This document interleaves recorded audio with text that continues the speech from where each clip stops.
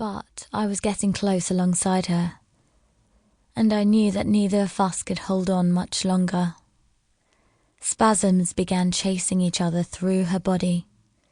She jacked me off with hard, half absent-minded strokes as she came like a waterfall. With my tongue buried in her, I was about to come so hard myself that I thought I'd pass out. When she saw me coming, she bent down and took me in her mouth again. I'd never felt anything similar to this. I told her so when she lay on top of me, limply, with my prick still in her mouth. It had shrunk. She undid the knots and snuggled up next to me. Then we fell asleep. Here ends Cecilie.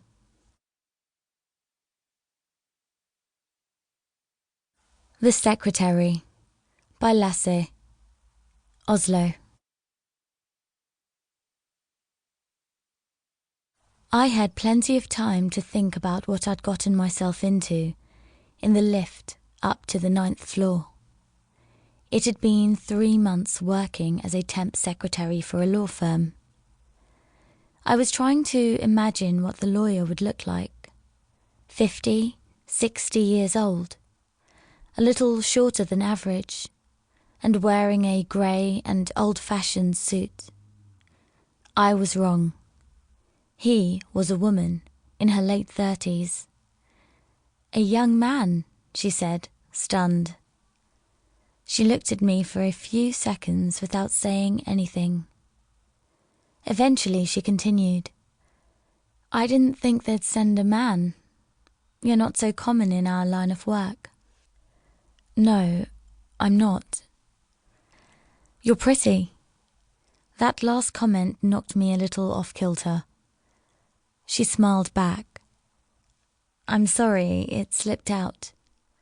Come into my office and we'll go through your tasks." The first few days went by in a blur. I quickly learned the routines, and she was friendly and easy to work for. She was attractive too, and I think she liked me. The way she put her hand on my arm or shoulder, not entirely unnecessarily, and something in the way she looked at me. One day my task was to help her move the furniture around her office. She was impractically dressed for the job, as she was dressed in a short skirt and high heels. She quickly understood that and kicked off her shoes. I stole a discreet glance at her while we were taking the books off the shelf before moving it. Her large breasts were silhouetted beneath the fabric of her blouse.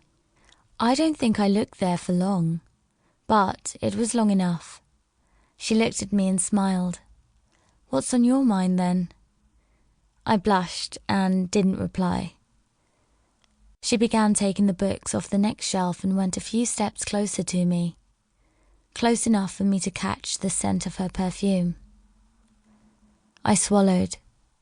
When she stretched for a book at waist height, her hand brushed across the fabric of my trousers, which were tensed like a tent.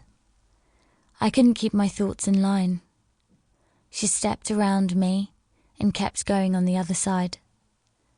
For a brief moment, I felt her breasts against my back. My hand shook as I took the books down from the shelves. "Oh, I'd forgotten this," she suddenly said as she pulled out one particular book. She walked over to her desk and leaned over it while she flicked through the pages. "Come see," she said.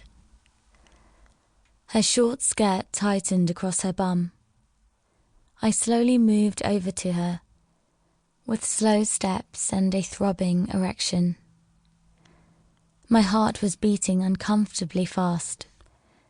I pushed lightly against the tempting backside and tried to see what she was reading. She rubbed against me.